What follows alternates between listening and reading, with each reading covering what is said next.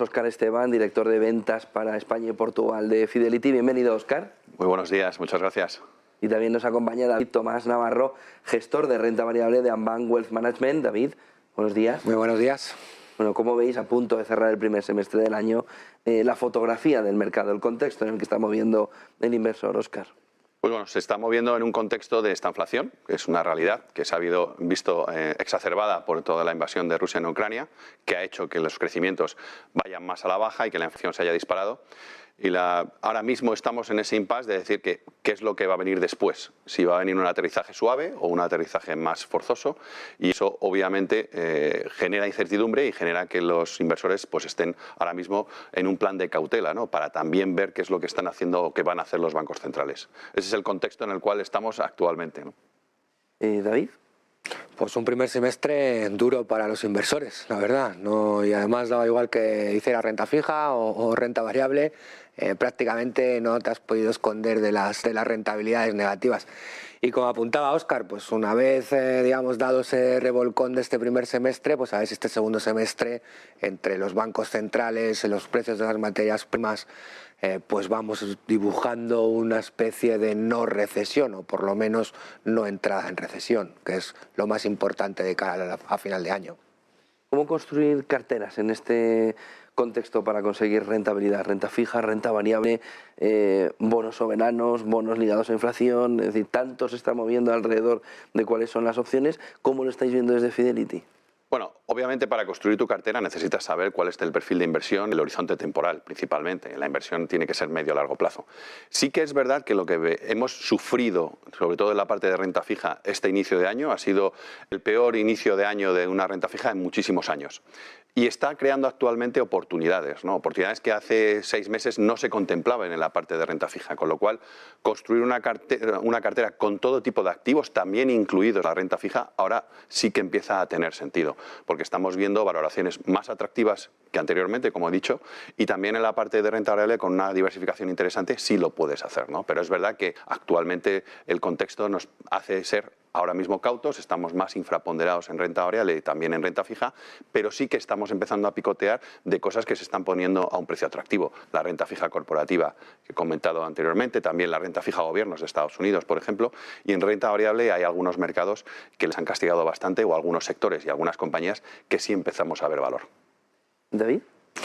Pues más o menos lo que dice Óscar, un poco buscando aquellos puntos de entrada en algunos activos que han quedado con pues rentabilidades, sobre todo como apuntaba la renta fija, con rentabilidades que no veíamos en años. O sea, es verdad que hemos pasado un semestre muy malo en lo que se refiere a los mercados de renta fija, con caídas pues del 7, 8, 9% en perfiles muy conservadores, pero también es verdad o es cierto que a partir de este momento podemos hacer carteras asumiendo un riesgo relativamente bajo o el mismo riesgo que hace 6 meses y con tires positivas. Y esto hay que aprovecharlo sobre todo para un perfil conservador.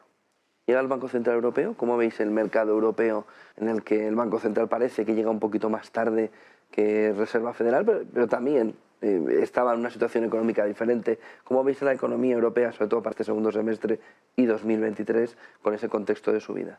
Bueno, pues con el shock que no hay que olvidar que tenemos en Europa del conflicto bélico, que evidentemente esto pues presiona al Banco Central Europeo mucho más de lo que esperaba ser presionado hace 6 meses. Tiene que adelantar mucho también la política monetaria, porque hace 6 meses apenas esperábamos subidas de tipos a final de ese año y ya estamos esperando 3. Vamos a ver cómo se maneja Lagarde en este contexto. Hace muchísimo tiempo que no vemos a un banco central subiendo tipos en Europa. La última vez creo que fue Trichet, ¿no?, en aquel momento que no tenía que hacerlo además. Así que es una novedad para muchos inversores, porque ya hace 10 o 12 años que no estamos en este contexto y vamos a ver hasta dónde llega. Pero también es verdad que las curvas, sobre todo las gubernamentales, han repuntado mucho y con mucha fuerza y muy rápido, o sea que han puesto en precio ya parte de esta política monetaria que quiere hacer el Banco Central. Óscar, Europa, en la mirada del inversor. Pues mira, Europa, lo que decía él es que actualmente el Banco Central Europeo, y tú también lo apuntabas, obviamente, la dinámica de crecimiento del Producto Interior Bruto de la región es muy diferente a Estados Unidos. Por eso, desde nuestro punto de vista, el Banco Central Europeo tampoco tenía que subir tipos de interés. se ha obcecado en hacerlo. Nosotros esperamos 25 puntos básicos de subida este año, pero es que han dicho más que han hecho, y ese decir puntos en el conjunto del 2022. De este año. Sí. Pero es que han dicho más que han hecho, y eso ha hecho lo que comentaba él, ¿no? Que obviamente las curvas y las condiciones financieras sean mucho más apretadas, y eso hace el trabajo de la subida de tipos, con lo cual, si tú has hecho eso por ese lado, no necesitas subir tipos de interés en un momento determinado tan agresivamente como el mercado te lo está marcando. Porque tienes un contexto económico, como comentamos anteriormente, complicado. Y si tú quieres subir o te obcecas por subir tipos de interés, puede ser que empieces a ahogar el crecimiento económico y tienes otro problema adicional. ¿Cómo debe actuar en inversores en contexto europeo? ¿Cómo lo veis vosotros? Lo que pasa es que en el tema de Europa nosotros lo vemos que tienes que analizar compañía por compañía. No puedes analizar el contexto de la economía como tal para a la hora de invertir. Nosotros estamos viendo que Europa es el gran protagonista en muchos sectores, el sector sanitario, sector de tecnología en algunos casos, también todo el tema relacionado con los bienes públicos, con los sectores públicos que también, utilities, ¿no? Que también lo hacen bastante bien. Ese contexto de defensivo sí es un momento en el cual tienes que estar invertido en renta variable y es europea, y es ahí donde nosotros estamos, ¿no? Pero insisto, hay que ir compañía por compañía. David, también Estados Unidos, en esa mirada, ¿cómo empieza a recuperarse después de las primeras subidas de tipos de interés? ¿Cómo veis el contexto del inversor en Estados Unidos? Bueno, el inversor americano, digamos que se encuentra ya con unas tires pues que cerca del 3% para el 10 años, pues hay que pensar si en los próximos 10 años vamos a tener más inflación de un 4%, porque es verdad que al final el mercado se fija mucho en el corto plazo y se olvida, como decía Óscar, del medio y largo plazo. Ahora tenemos una inflación muy alta y una inflación que parece que evidentemente transitoria no es. Pero los últimos 10 años, para ver inflaciones del 3% continuadas, ni siquiera la economía americana, que es mucho más dinámica que la europea, pues ha sido capaz de producir. Entonces, bueno, pues como decía Óscar, un poco creemos que el contexto del inversor americano es más favorable a la renta fija que a la renta variable. ¿Por qué?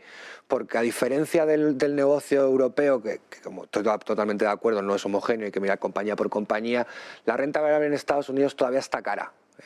Se ha revalorizado en exceso y está cara. Si los tipos de interés se mantienen donde están, quizás es más cómodo entrar vía renta fija que vía renta variable ahora en Estados Unidos, y en Europa pues puedes hacer un mix.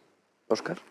Pues desde nuestro punto de vista, nosotros creemos que la renta variable americana es verdad que en su contexto general está cara, pero si analizas otra vez compañías por compañías, nosotros lo que estamos buscando, y estamos sobreponderando Estados Unidos porque es mucho más dinámico, es mucho más reticente al impacto que tiene la invasión de Rusia en Ucrania, y eso genera oportunidades. Y nosotros lo que estamos haciendo en Estados Unidos es buscar, analizar compañías que tengan unas valoraciones atractivas, pero que también tengan una capacidad de generación de negocio independientemente del ciclo económico en el que estamos. Y ahí es cuando nosotros, y donde nosotros hemos visto una composición de cartera muy atractiva para este contexto y para el contexto futuro.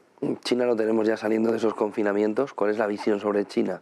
Nosotros, al igual... Y Asia en general, perdón. Pues nosotros estamos sobreponderados en Asia. ¿De acuerdo? Y con China a la cabeza. ¿Por qué? Porque nosotros vemos que es la región de crecimiento en los próximos años. Y es verdad que, por ejemplo, la renta variable china ha sido muy castigada, primero por el efecto regulación el año pasado, después por el efecto de la política COVID-0, y está dejando valoraciones muy atractivas, está dejando un suelo muy interesante. Si a eso le añades que el gobierno chino está estableciendo políticas procíclicas, pro crecimiento desde el punto de vista fiscal y desde el punto de vista monetario, nosotros creemos que, pasado esta incertidumbre que tenemos en Asia y sobre todo en China, es uno de los mercados más atractivos sin lugar a dudas.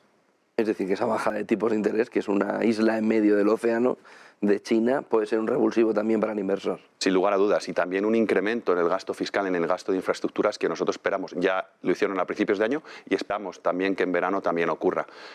Dentro de que obviamente la política de COVID-0 les ha dañado y vamos a ver datos negativos estos próximos meses, pero insisto, creemos que tenemos un suelo interesante en la renta variable china para poder de ahí construir carteras. David, China, Asia.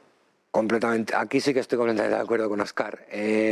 Digamos que China, o por lo menos la renta variable china, podríamos decir que ha pasado lo peor. Y además fue el primero en empezar las hostilidades en lo que a las caídas del mundo de renta variable se refiere, porque empezó a caer ya en el año 21 y ya acumuló pues más de un 30%, otro 20% adicional aquí.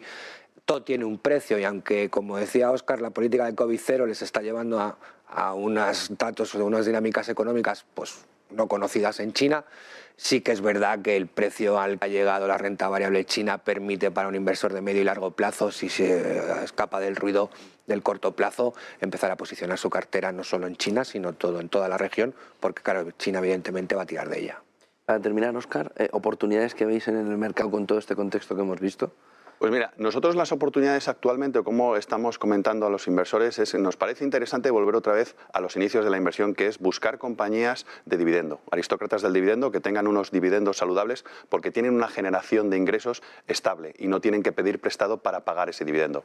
Históricamente, ese tipo de compañías se han visto que se han comportado mejor en estos escenarios, por eso nosotros estamos recomendando lo que es compañías de dividendos saneados.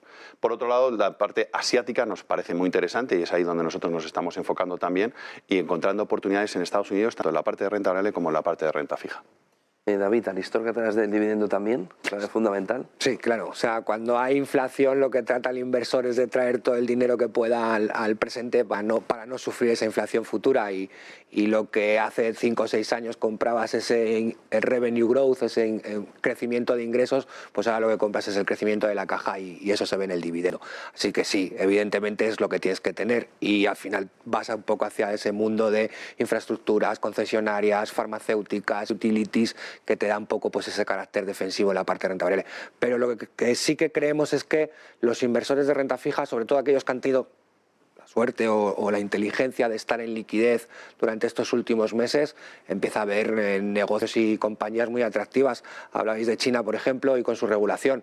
Hay compañías como Alibaba que pagan unas tires en sus bonos a 2-3 años que casi no merece la pena estar en renta variable y agarrar ese bono en ese tipo de compañías. Pues muchas gracias, David, Óscar, David Tomás Navarro, gestor de renta variable de Ambank Wealth Management. Gracias por acompañarnos en este inicio de semana.